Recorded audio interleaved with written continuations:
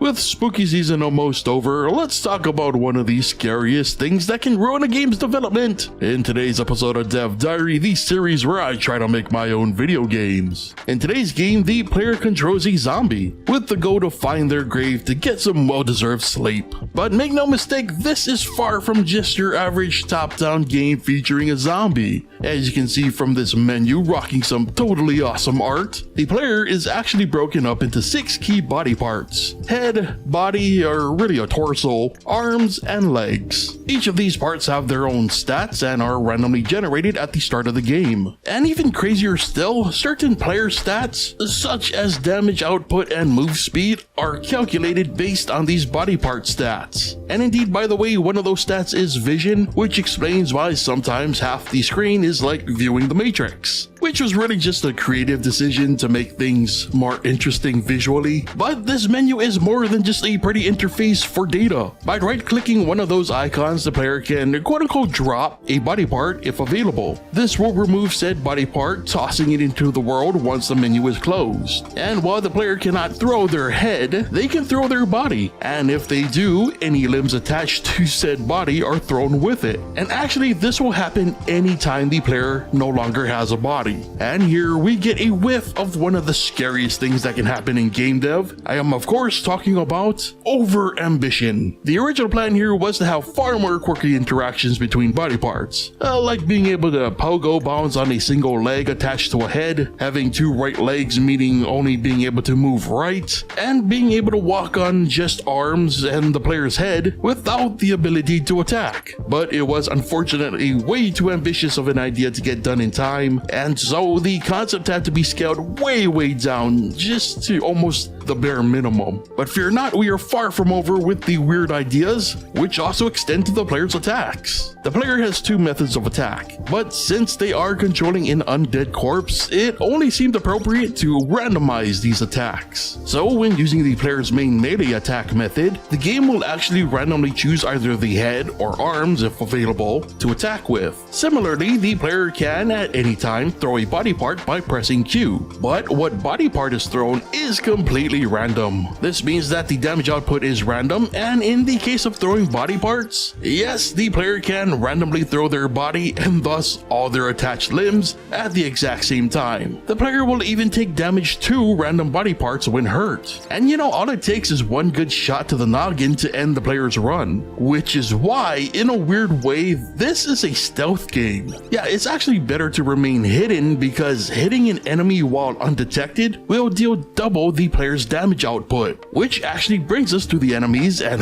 oh boy, they are something. So first, their vision is based on a vision cone, which can be seen at all time. Again, the noise effect was just for visual sake. Anyway, if the player is within this cone, at least for a second, this will alert that enemy and a chase will begin. When near enough, the enemy will attempt to attack the player, at which distance and the attack type depends on their weapon, either a knife, a pistol, or a rifle. And originally that rifle was automatic, but was changed because dodging rapid hellfire as a zombie with no legs was as terrible as it sounds. Anyway, they're typical in behavior until they are defeated. When an enemy is taken down, a countdown begins. While in this down state, the player can still attack the corpse, and doing so enough will destroy it, spawning 2 random body parts in the process. And much like the player's parts, these have randomly generated stats. If left alone for 10 seconds, however, that enemy will be converted into a fellow zombie ally, who will then aimlessly wander the level looking for other enemies to attack. And this process continues until the ally zombie is defeated, or there are no other enemies to convert. Now, as you'd expect, those dropped parts can in fact be picked up, and the player can swap the parts just as easily. And even better, if those big ol' stat boxes are taking up space and the action as a result, hitting the shift key will toggle their visibility. Bada boom.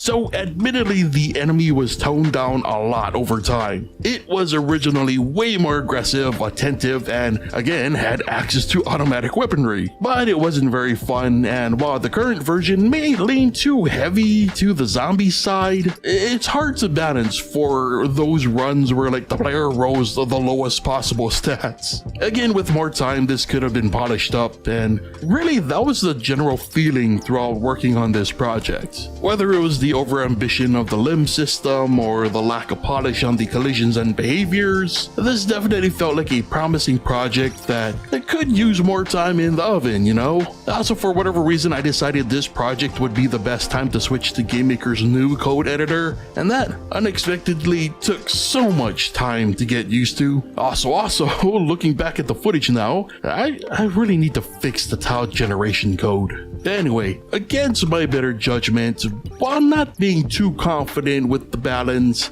a lot of work went into this one. So a download for this game is now available for my Patreon supporters, which is a nice transition into reminding you that if you enjoy the content, supporting me on Patreon is the best way to help me keep making it. You can get access to exclusives such as the download to this game and other previous releases, and even early access to the weekly Dev Diary videos before they're released on YouTube. But regardless of whether you check the game out for yourself, I would love to know what you thought of the ideas tried in this one. Do you think the ambitious version would be worth exploring? Or do you think something else could work better? Again, I always love to hear your thoughts, so be sure to share them in the comments. And if you enjoyed the video, consider leaving a like, and why not subscribe if you're new to the channel. But with that said, brings us to the end of today's Dev Diary, so thank you so much for watching, and I'll see you next time.